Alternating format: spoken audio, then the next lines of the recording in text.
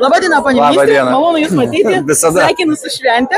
Su šventen. Šiandien dalyvaujame medžioklės dienoje prie Valdovų rūmų. Tai koks Jūsų tas pirmas įspūdis? Nueisina buvo koks įspūdis, koks jausmas kartu su medžiotojais? Nu tai nuo čia susikūrė Vilnius, be medžiojant taurus, taip sakant, kažkas susapnavo sapną, kad čia turi. Tai ne kasdieną Vilniuje susirinka Valdovų rūmos ir tiek medžiotojų, tai išties įspūdinga šventė. O kodėl tai svarbu? Aš matau, kad labai daug yra žmonių aplinkas nemedžiotojai. Kaip Jums atrodo, kokia reikšmė yra? Pasižiūrėti, kiek vaikų vaikščioja. Jie dažniausiai turbūt miesto vaikai, mažai žinantis apie medžioklę, mažai suvokiantis apie žemės ūkį, todėl labai reikia auginti tą santykį, nes kuo toliau nuo miesto, tuo mažiau miestiečiai supranta tas veiklas. Tai todėl medžiotojams reikia retkarčiais ateiti į miestą ir parodyti, kad jie nuostabų žmonės yra. Tai galima sakyti, kad medžiotojai yra toks ryšys tarp miesto ir gamtos. Taip. Super, fantastika. Koks yra Jūsų požiūris į medžioklės ateitį? Aš manau, kad su medžioklė viskas Lietuvoje yra labai gerai. Labai gerai. Ir medžiotojų bendruomenė ir atsakinga, ir kultūringa. Ir mes kaip valstybė vis labiau pasitikim ją. Nu, tai šiemet daug medžioklės. Bet galima sakyti, kad pasikeitė tas požiūris iš valstybės pusės. O kodėl? Nu, dėl to, kad ministras geras. Nekuklu. Bet iš tikrųjų, užaugo medžiotojų bendruomenė, kultūra. Galima nuimti ir kontrolės daug dalykų, nes patys būreliai save kontroliuoja. Matome, kad atsigavo ir kanopinių žvėrių skaičius. Vilkų turim populiaciją, kurią stipriai reikia mažinti. Nu, tai su gamta irgi viskas gerai. Tai reiškia, ir medžiotojų mes turim tiesiog jau prašyti, kad pradėtų reguliuoti. Jau nebėra limitavimo. Tai labai yra svarbu apie medžioklę kuo daugiau kalbėti su jaunimą, todėl, kad yra svarbu, kad tas kartas keistusi, kad nebūtų tik pensininkai medžiotojai, bet kad būtų jaunimas. Tai irgi aš galvoju, kad ministerijos toks, gali būti indėlis šitame klausime.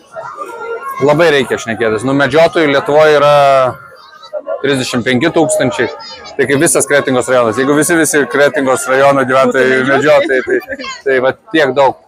Tai įspūdingas skaičius, tai yra 1 iš 100 ir tai didelė bendruomenė, bet jinai yra labiau regionuose. Miestiečiai vis mažiau medžioja, todėl labai reikia to bendravimo tarpusavį. Aš nežinau, ar ministerija gali jį padaryti, bet va tokios šventės, kaip šiandien, ateiti į Vilniaus miesto centrą, padaryti žvėrienos festivalį, padaryti edukacinių veiklų. Miesto vaikams tai yra ta tiesioginė pažintis su medžiotoju. Tai supratimas, kad mėsa neauga parduotuvėse. Ne šaldytuvose, ne prigiuose. Gerai, turiu vieną labai svarbį medžiotojam klausimą. Buvo keletą metų dirbama su naktinio matymo taikiklių klausimą, bet išlieka dar vienas labai svarbus irgi ir medžiotojų sveikata, ir šunų sveikata, duslintuvai.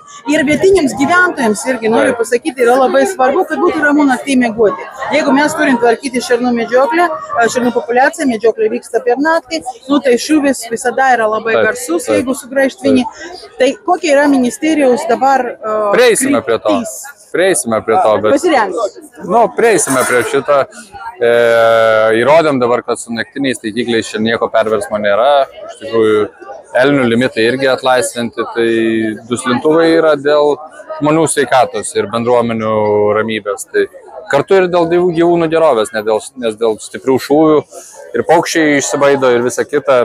Tai prieisim prie tos diskusijos, bet reikia, kad kalbėtų autoritetai. Autoritetai iš gamtininkai, autoritetai medžiotojai. Tikrai, anksčiau ir vėliau. Gerai.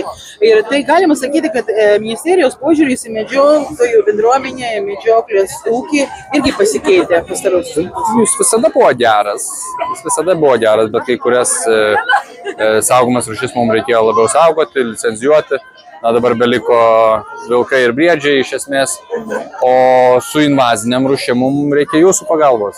Tai aišku, reikia dirbti. Reguliuoti. Taip, dabar turim 2 naujas rūšis, kas ateina vis daugiau į Lietuvą, šakalas ir jenotas.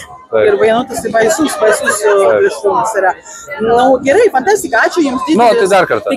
Gražios šventės. Dirbsim toliau ir kartu galėsim daugiau nuveikti.